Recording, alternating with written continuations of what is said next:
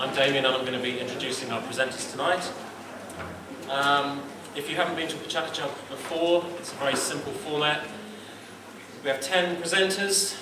Each presenter has 20 slides and they speak for 20 seconds on each slide. So it's all over in 6 minutes and 40 seconds. So if you're getting bored, you know that the next one's not too far away. And however bored you are, it's not going to be as bad as sitting at home watching YouTube, is it? We've got a really interesting and varied lineup of speakers as always. And I'd just like to say thank you very much to all of you for coming out on this winter's evening. Great crowd. It's one of the biggest crowds I've seen. And I'd also like to introduce you to Toni Davidson, who's going to be doing sign language interpretation for the first 5 presentations. And I'd also like to welcome any members of the deaf community who are here tonight. That's pretty much it. So let's get into the first presentation.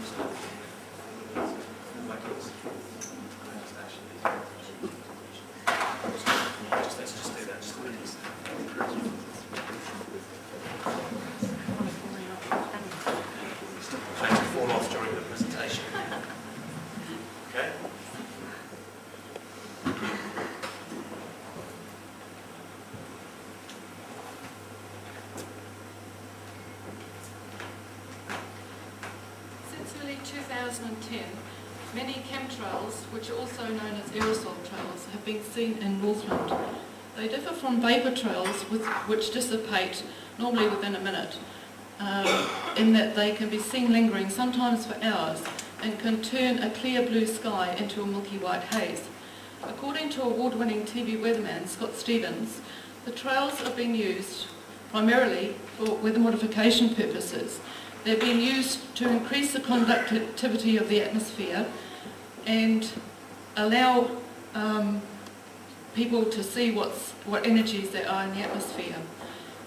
The mainstream media is misleading the public about chemtrails and leading people to believe that they're merely vapour trails, unfortunately. They typically say that people that know better are conspiracy theorists.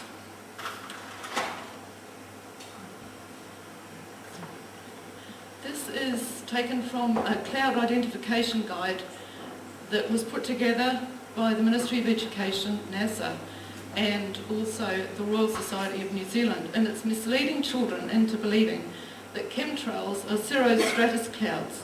This is propaganda, and unfortunately, what can you do about it? This is Zbigniew Brzezinski. He advises the top elite, and he wrote in a book that they will be able to use secret warfare techniques that employed weather modification, including drought, and that was in 1970 he wrote that. But the truth is out there, thankfully. You can read about chemtrails and weather modification technology in Uncensored magazine. This is available in bookshops such as Wick Calls and also Paper Plus, and you can get good information online at the Uncensored website, amongst others. There are 3 excellent documentaries about this technology online that are free to watch. Aerosol Crimes, What in the World Are They Spraying? And Why in the World Are They Spraying? These documentaries show that metal particulates are being sprayed into the atmosphere and they're poisoning environments around the world and leading to ecosystems to crash. I did a water test a few weeks ago in Whangarei, and not only did the water have a white haze in it, this is rainwater, but the lab found aluminium, barium and strontium in the rainwater. We're able to identify a number of passenger planes who are engaged in this activity over New Zealand. Most airlines are involved in this activity, virtually all of them, but they can't account for the vast number of trails that are being seen around the world. A skydiver called Graham Bull of Helensville said that when he is at 10,000 feet, he has seen advanced technology spraying aerosol trails. And he said that these craft do not have wings. In other words, free energy technology is being used. What is being done is being done officially in the name of stratospheric aerosol geoengineering, and the goal of this supposedly is to reduce the impact of man-made global warming. Since the programs went full scale, the amount of sunlight hitting the Earth has been reduced by 20%. Another consequence of geoengineering is drought, because when the atmosphere is full of particulates, there are too many condensation nuclei there for the rain to fall into droplets big enough for gravity to be able to pull them to the ground, so we end up with drought. And here's a good example of why we had a drought in Northland. You'll see aerosol trails here, and I saw a plane actually spraying one. That's where the red star is. And I watched this trail spread out over a period of 20 minutes, and it started looking like the rest of the material in the background there. This is a satellite image.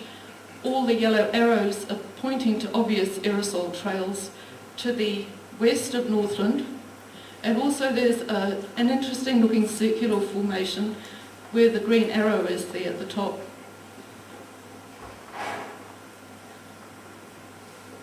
This picture was taken on the same day, February the 21st, during the drought, and as you can see, the sky was full of particulate material. There's an aerosol trail there that's become strangely illuminated, and these kind of strange clouds didn't become a regular occurrence until chemtrails became a common occurrence. This shows, again, evidence why we had the drought. You'll see a mass of particulates being sprayed. There's the natural cloud over there. There's Northland over there. And they filled the atmosphere with particulates.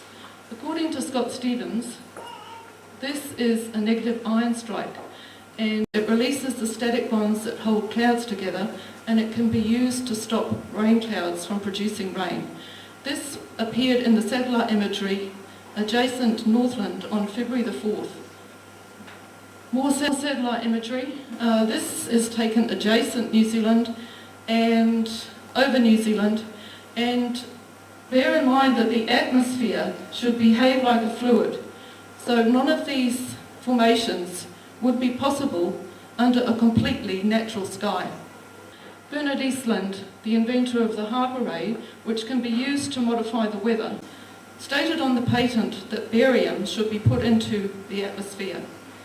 He also told a journalist called William Thomas that it was very difficult to get this to heat the atmosphere unless something was put into the airspace, and he suggested polymers.